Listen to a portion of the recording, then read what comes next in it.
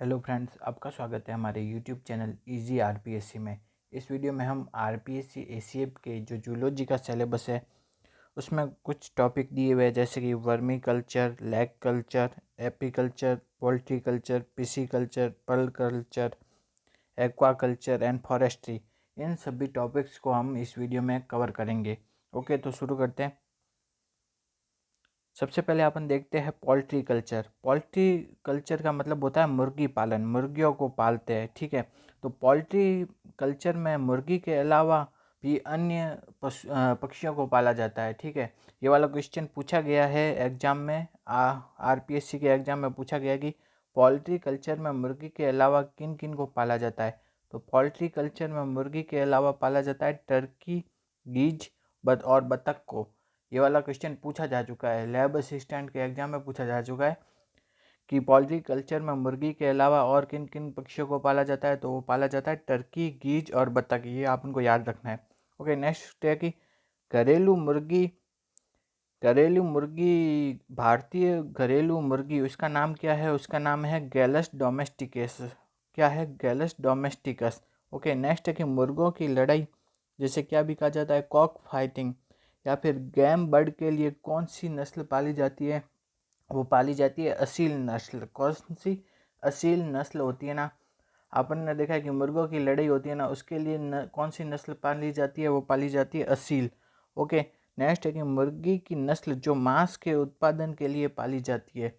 मुर्गियों की कौन सी नस्ल होती है ना जो कि मांस के उत्पादन के लिए पाली जाती है, उसको क्या कहा जाता है? उसको कहा जाता है ब्रॉयलर्स। क्या कहा जाता है? ब्रॉयलर्स। ठीक है, और ब्रॉयलर्स का एग्जाम्पल है वो है प्लाईमाउथ रॉक। क्या है? Plymouth rock. ठीक है, तो मुर्गियों की कुछ नस्लें होती है जो कि मांस के उत्पादन के लिए पाली जाती है, और कुछ नस्लें होती है जो कि अंडों के उत्पादन के लिए पाली जाती है। मांस के उत्पादन के लिए जो नस्लें पाली जाती है उनको क्या कहा जाता है? ब्रॉयलर्स कहा जाता है। और जो अंडों के उत्पादन के लिए जो पाली जाती है उनको क्या कहा जाता है? उन नस्लों को कहा जाता है लेयर्स। क्या कहा जाता है? लेयर्स। ओके, नेक्स्ट है कि अंडे सेने की प्रक्रिया, अंडे को सेते हैं ना कृत्रिम रूप से, उस प्रक्रिया को क्या कहा जाता है? उसको कहा जाता है ब्रूडिंग। क्या कहा जाता है? ब्रूडिंग। ओके, नेक्स्ट है कि मुर्गियों में होने वाला एक प्रमुख रोग कौन सा है? रानीखेत रोग। रानीखेत रोग मुर्गियों में होने वाला एक प्रमुख रोग है, और ये किसके द्वारा होता है? ये होता है वायरस द्वारा। किसके द्वारा? वायरस के द्वारा। आपके पॉलिटिकल्चर में मैन इतने ही क्वेश्चन बनते हैं, सबसे इम्पोर्टेंट। ओके, उसके बाद अपन देखते हैं कि पीसी कल्चर। उसके बाद देखते हैं पीसी कल्चर। पीसी कल्चर को क्या भी कहा जाता है? फिशरीज। क्या कहा जाता है? फिशरी। और इसको कहते हैं मछली पालन। पीसी कल्चर का मतलब होता है मछली पालन। ओके, नेक्स्ट है कि मछलियों से हमें मुख्य रूप से कौन से विटामिन प्राप्त होते हैं? तो मछलियों से प्राप्त होते हैं विटामिन ए और डी। ठीक है, विटामिन ए और डी की प्रचुर मात्रा होती है मछलियों में। ओके, नेक्स्ट है कि अलवणीय पानी मतलब मीठे जल की मछलियाँ कौन सी है? वह है कॉमन कॉर्प, कतला, रोहू। ये सब है ना क्या मीठे पानी की मछलियाँ है। जबकि लवणीय यानी कि खारे पानी की मछलियाँ है हिल्सा, सार्डिन और पामफ्रेट। कौन सी है? हिल्सा, सार्डिन और पामफ्रेट।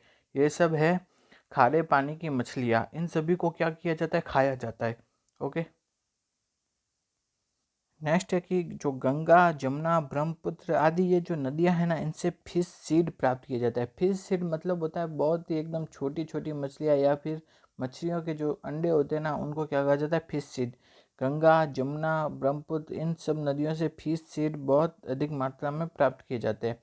ओके, नीली क्रांति यानी कि इंडिगो रिवॉल्यूशन। इंडिगो रिवॉल्यूशन का संबंध किससे है? वो है मछलियों से।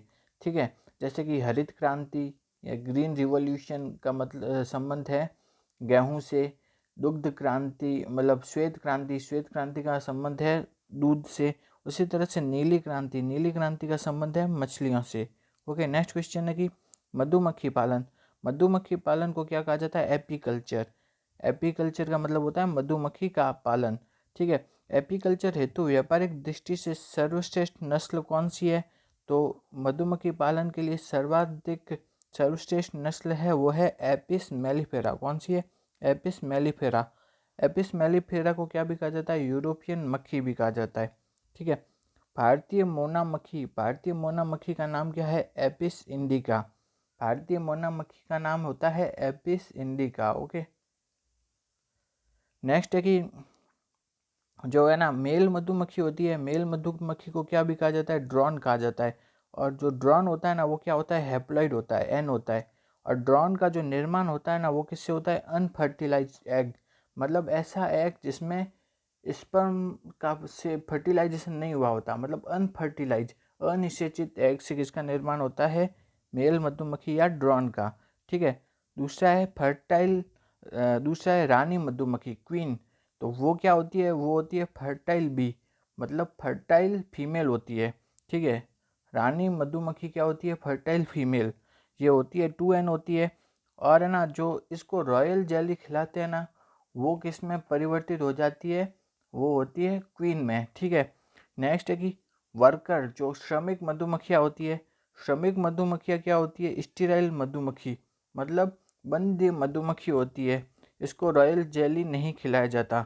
ओके, नेक्स्ट है कि लैग कल्चर, लैग कल्चर को क्या कहते हैं, लाख कल्चर।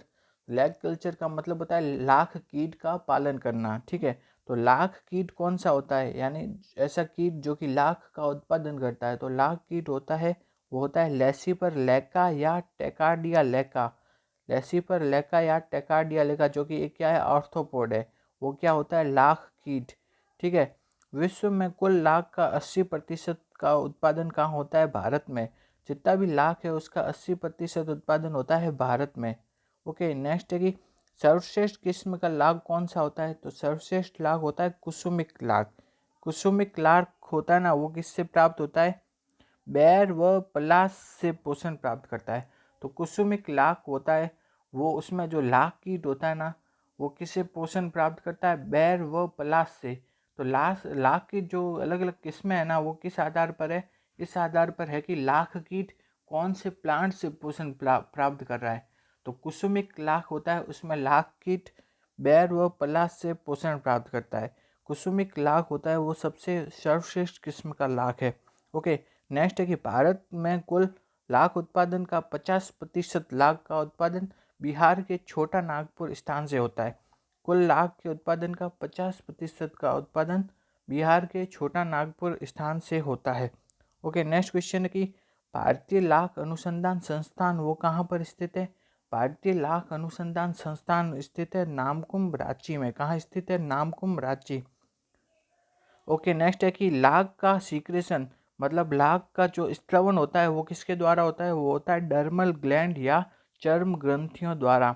लाख का जो सीक्रेशन होता है वो होता है डर्मल ग्लैंड यानी कि चर्म ग्रंथियों के द्वारा लाख का सीक्रेशन होता है। ओके, नेक्स्ट है कि एक्वा कल्चर।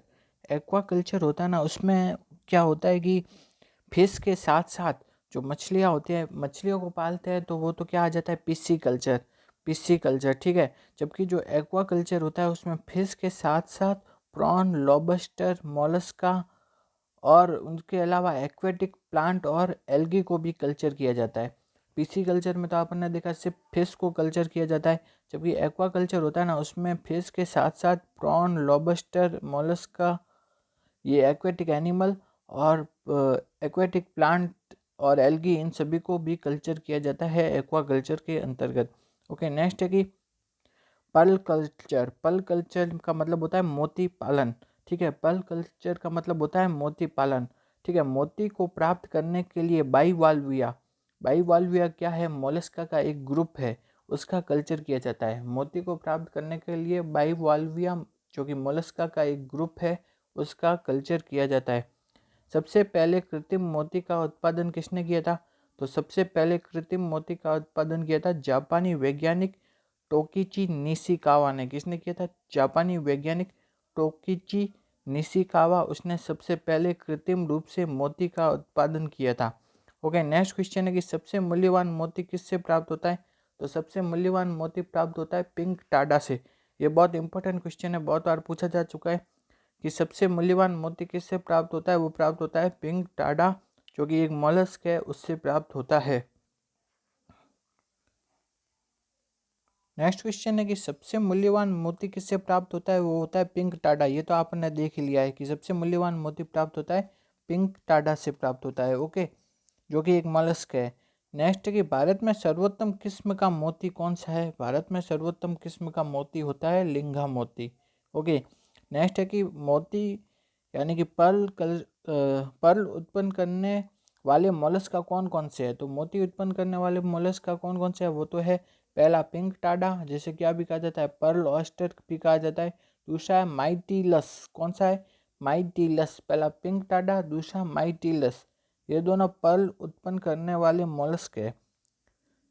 ओके। नेक्स्ट है कि वर्मी कल्चर। वर्मी कल्चर का मतलब होता है कि केंचुओं का पालन। केंचुआ यानी कि अर्थवर्म होता है, उसका पालन ही क्या कहलाता है? वर्मी कल्चर कहलाता है। अर्थवर्म का पालन किस लिए किया जाता है? मेनली जो वर्मी कंपोस्ट खाद बनाने के लिए किया जाता है। ओके। जैसे कि अर्थवर्म होता है, उसे का वैज्ञानिक नाम होता है फेरेटिमा।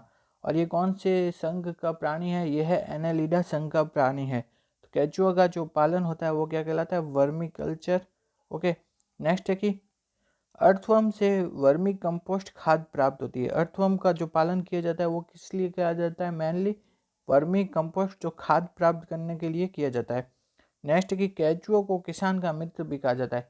ये क्वेश्चन भी पूछा जाता है मतलब कि किसान का मित्र किसे कहा जाता है? वो कहा जाता है केंचुए को।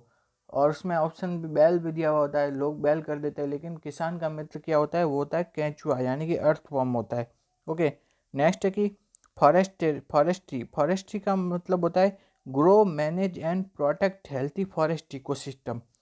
मतलब जो फॉरेस्ट होता है, वनों को ग्रो करना, उनको मैनेज करना और उनको प्रोटेक्ट करना, उनको उगाना, उनको प्रबंधन करना और उनका संरक्षण करना ही किसके अंतर्गत आता है? फॉरेस्ट्री के अंतर्गत। अगर आपको हमारा ये वीडियो अच्छा लगा तो वीडियो को लाइक कीजिए और हमारे यूट्यूब चैनल को सब्सक्राइब कीजिए। Thank you.